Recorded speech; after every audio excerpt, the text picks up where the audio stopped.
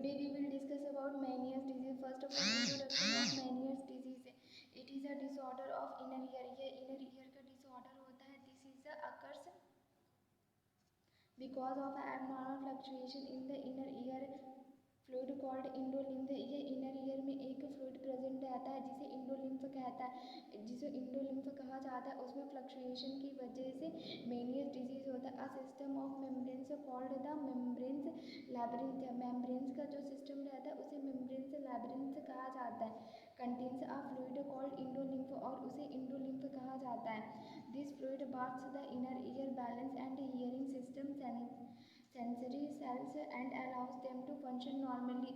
और इस फ्लूइड में जो हमारा इनर ईयर जो रहता है वो डूबा रहता है. इसके थ्रू बैलेंस होता है और हियरिंग फंक्शन मेंटेन किया जाता है और नॉर्मली हमारा हियरिंग फंक्शन होता है.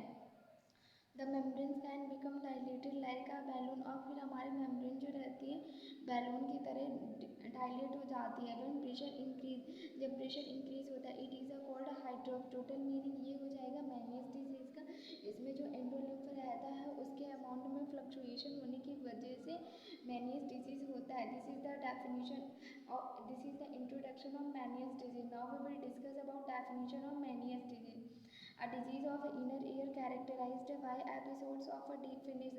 और इसमें पेशेंट को डीप फिनिश होगा मीन्स कि उसको सुनाई नहीं देगा. टिनिटस, ईयर में रिंगिंग साउंड सुनाई देगा एंड वर्टिगो, पेशेंट को चक्कर आएंगे due to dilation of endolymphatic system.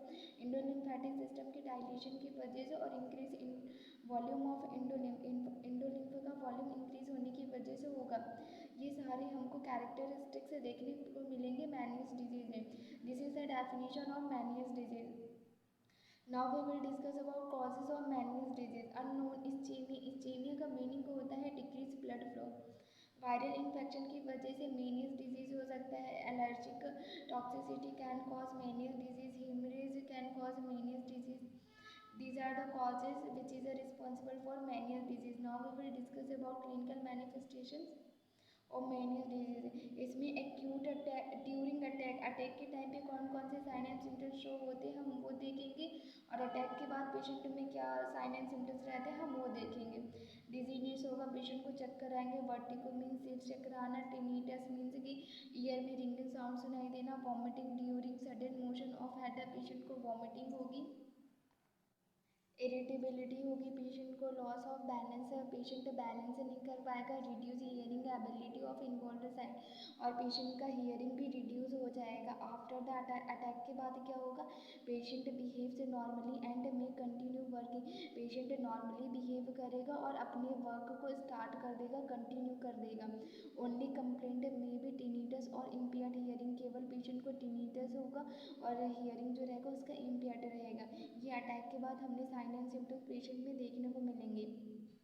Now we will discuss about diagnostic evaluation to diagnose Meniere's disease by sign and symptoms. Sign and symptoms के through हम diagnose कर सकते हैं.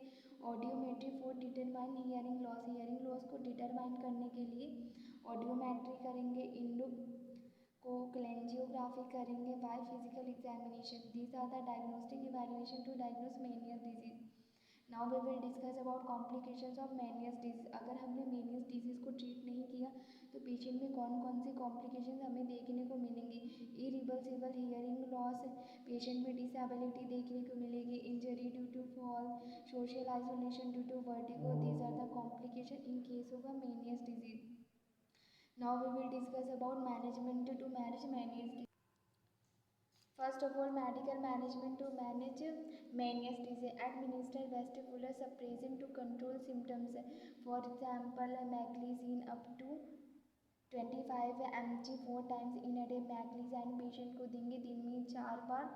और diphenhydramine Benadryl 25 to 50 mg 3 times in a day, दिन में 3 बार देंगे. 25 to 50 mg के हम देंगे. डायूरेटिव फॉर एग्जाम्पल फ्लोसेमाइड में एडमिनिस्टर करेंगे. Mild sedatives for example alprazolam.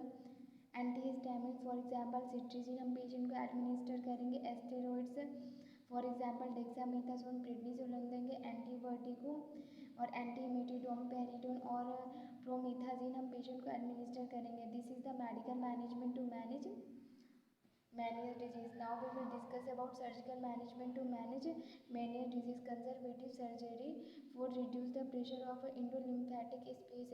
Endolymphatic space में प्रेशर को रिड्यूस करने के लिए हम कंजर्वेटिव सर्जरी करेंगे। पुट सिंपल सैक डिकम्प्रेशर, और इसमें सैक डिकम्प्रेशर को हम रखेंगे और सैक शंट बाय सर्जरी के थ्रू हम शंट बनाएंगे। This is the conservative surgery, and the second one is the destructive surgery, labyrinthectomy, a surgical procedure to remove the structure of a labyrinth. Skin में labyrinth को remove कर दिया जाता है for reduce vertigo, vertigo को reduce करने के लिए। B number is vestibular nerve section, a surgical procedure to remove vestibular nerve of intracranial. इसमें vestibular nerve को remove किया जाता है। These are the surgical management to manage Meniere's disease. Now we will discuss about nursing management to manage Meniere's. Assess the frequency and the severity of attack. Provide low sodium diet to patient, patient को low sodium diet provide करेंगे। Provide emotional support to patient, patient को emotional support provide करेंगे। Avoid intake of alcohol and smoke, alcohol के intake को avoid करेंगे, smoking को avoid करेंगे। Advise to restrict sudden movement of head, और patient को बोलेंगे कि वो हेड की सडन मूवमेंट को अवॉइड करे। Advise to restrict reading and bright light, और पेशेंट को रीडिंग